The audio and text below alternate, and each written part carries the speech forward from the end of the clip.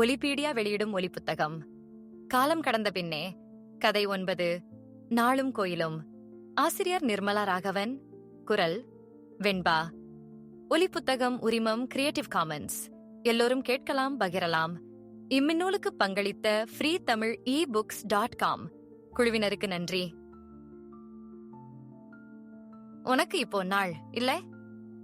தாயாரின் குரலில் கவலை தொனித்தது. மகள் அலட்சியமாக கையை வீசினாள். இப்போ என்ன அதுக்கு? இல்ல ஹம்சா, நாளைக்கு கோயில் ஆட போறியே. மீதியை சொல்லாமல் விட்டாள். ஆமா, எந்த கோயில்னு சொன்னேன்? எங்க கிளாஸ் நடக்கிற கோயில்ல தான். காமாட்சி அம்மன் கோயில் என்று சொல்லிக் கொண்டாள் தாய் தனக்குள். ஹம்சா மேலே எதுவும் பேசவில்லை. பேச பிடிக்கவில்லை. ஒரு பாட்டை மனதிற்குள் பாடியபடி அங்கிருந்து நகர்ந்தாள். கை தன்னையுமறியாமல் அபிநயம் பிடித்தது. அப்போதைக்கு அம்மாவிடமிருந்து தப்பித்து போனால் போதும் என்றிருந்தது அவளுக்கு. மாடியிலிருந்த தனது அறையை நோக்கி போனாள். அதுவரை அடக்கி வைத்திருந்த ஆத்திரம் மேலெழுந்தது. தீட்டு என்று இன்னும் எத்தனை காலத்திற்குத்தான் பெண்களை மட்டமாகவே நடத்தப் போகிறார்கள்? ஆதி மனிதன் குகையில் வசித்த காலத்தில் காட்டு விலங்குகள் இரத்த வாடையை முகர்ந்து குகைக்குள் வந்துவிடுமே என்று பயந்து அக்காலங்களில் பெண்களை தனியே விலக்கி வைத்திருக்கலாம். இப்போது என்ன வந்தது? பள்ளிக்கோ அல்லது வேலைக்கோ வெளியே போகும் பெண்கள் வீட்டில் தனித்து விலக்கி வைக்கப்படுவது வெகுவாக குறைந்துவிட்டது. ஆனால் கோயில்களில் மட்டும் பழைய விதிமுறைகளை மாற்றாமல் கெட்டியாக பிடித்துக் கொண்டிருக்கிறார்கள். சில கோயில்களில் இவர்களெல்லாம் கோயிலுக்குள் நுழையக்கூடாது என்று ஒரு பெரிய பட்டியல் தயாரித்து வெளியிலேயே எழுதி வைத்திருக்கிறார்கள். மாத விலக்கு வந்த பெண்களும் பெருநோய் வந்தவர்களும் ஒன்றா? கையில்லாத ரவிக்கை அணிபவர்களுக்கு மட்டும் பக்தி இருக்கக்கூடாதா? அவளுடைய ஆத்திரத்திற்கு முட்டுக்கட்டை போடவே போல் தொலைபேசி அழைத்தது. ஹம்சாவுக்கு சட்டென்று சிரிப்பு வந்தது. யாராவது ஒரு மாணவி, டீச்சர், இன்னைக்கு பரதநாட்டியம் கிளாஸ் இருக்கா என்று கேட்பாள். முதலில் வரவே யோசித்தவர்களுக்கு இப்போதுதான் எத்தனை ஆர்வம்! நினைத்து பார்க்கவே பெருமையாக இருந்தது அவளுக்கு. பரதநாட்டியம் வசதி படைத்தவர்களுக்கு மட்டுமே எட்டக்கூடிய ஒரு உயரம் என்ற எழுதப்படாத விதிமுறையை எதிர்த்து ஹம்சா அந்த வகுப்பை ஆரம்பித்திருந்தாள். பெரிதாக இடமெடுத்து நடத்த வழியில்லை. குடிசைகளுக்கு பதிலாக கட்டப்பட்ட அடுக்குமாடி வீடுகள் நிறைந்த அவ்விடத்தில் அவர்களுக்கென இருந்த ஒரு சிறு கோயில் பிரகாரம்தான் நாட்டிய வகுப்பு. பூஜை இல்லாத நேரங்களில் அக்கம் பக்கத்தில் இருந்த குடும்பங்களிலிருந்து மாணவிகள் வந்தார்கள், இலவசம் என்பதை கேள்விப்பட்டு. ஆனால் எதிலும் அவர்களுக்கு துடிப்போ புதியதாக ஒன்றை கற்கும் ஆர்வமோ இருக்கவில்லை. எப்போதும் வாயில் விரல். நிமிர்ந்து நிற்கக்கூட தெம்போ உத்வேகமோ இல்லாதவர்களாக இருந்தார்கள். 8 வயதிலேயே கூணலா? இவர்களை எப்படி வழிக்கு கொண்டு வருவது என்று அயர்ந்தே போனாள் ஹம்சா. எப்போதோ அம்மா சொன்ன ஒன்று நினைவுக்கு வந்தது. சின்ன பிள்ளைங்களுக்கு தாகமாயிருந்தாலோ பசியாயிருந்தாலோ சொல்லத் தெரியாது, வாயிலே விரல் போட்டுப்பாங்க. தன்னுடைய தோழிகள் சிலருடன் கலந்தாலோசித்து அவர்களுக்கு சாப்பிட எதையாவது கொடுக்க ஏற்பாடு பண்ணினாள்.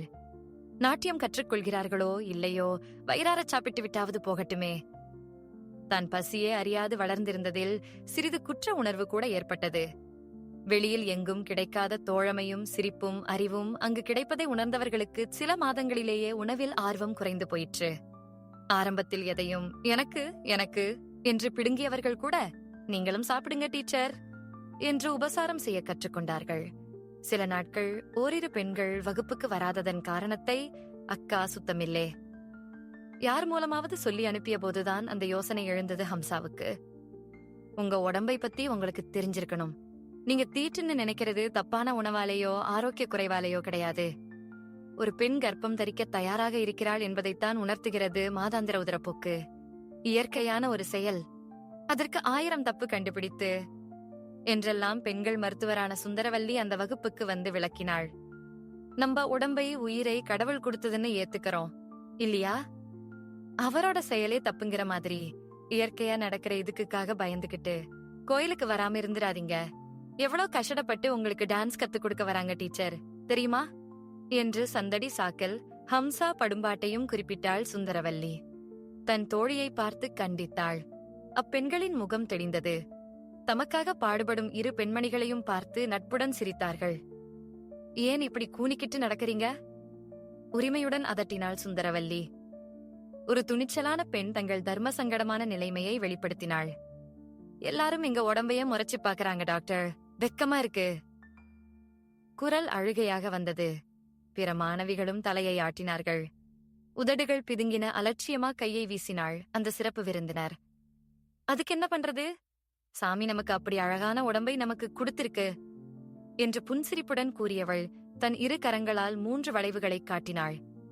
எல்லாரும் நிம்மதியும் வெட்கமுமாகச் சிரிக்க, ஒரு பெண் 2 தானே டாக்டர் என்று சிரிப்புடன் வினவ, டாக்டர் யோசிப்பதைப் போல் பாவனை காட்டினாள். நீ சொல்றது சரி, 2 வளைவுகள்தான். சிரிப்பு பலத்தது. இப்போது எல்லாரும் நிமிர்ந்து உட்கார்ந்தார்கள். சில சமயம் ஆட முடியலே, வலிக்குது என்று ஒரு பெண் சுட்டினாள். உங்கம்மாவை கருஞ்சீரகத்தை வறுத்து பொடி பண்ணி மோரிலே கலக்கிக் குடுக்கச் சொல்லு. தினமும் குடிச்சா கருப்பை வலுவாகும். சொல்லக்கூடாத அந்த வார்த்தையை கேட்டதும் எல்லாரும் வெட்கத்துடன் சிரித்தார்கள். அறிவுரை தொடர்ந்தது. ரொம்ப வலிச்சா வெந்நீர் ஒத்தடம் குடுக்க சொல்லு. இந்த மாதிரி சமயங்களிலே சுருண்டு படுக்காம எக்ஸர்சைஸ் பண்ணணும், அது ரொம்ப முக்கியம். அதன்பின் வீட்டில் பாட்டியோ அம்மாவோ ஆட்சேபித்ததையும் மீறிக்கொண்டு எந்த நாட்களிலும் கோயிலுக்கு வந்து நாட்டியம் கற்றுக்கொள்ள துணிந்தார்கள் அப்பெண்கள். 4 பேர் பார்க்க நாட்டியமாடும் தகுதி அவர்களுக்கு இருக்கிறது என்பதை உறுதிப்படுத்திக் கொண்ட ஹம்சா சரஸ்வதி பூஜை அன்று தான் டாக்டர் சுந்தரவல்லியின் உபயம் அவர்கள் ஆட ஏற்பாடு செய்திருந்தாள். மாணவிகளுடன் அவளும் ஆட வேண்டும் என்று கோயில் குருக்கள் விண்ணப்பித்திருந்தார். இப்போது அம்மா அவள் மனத்தை கலைத்து விட்டாள். தொலைபேசியில் ரஞ்சனி பேசினாள், தயங்கி. டீச்சர், எனக்கு இப்போ பீரியட், நான் ஆடலாமா? தாராளமா, ஆனா யார்கிட்டையும் இத பத்தி சொல்லிக்கிட்டு இருக்க வேண்டாம், என்ன?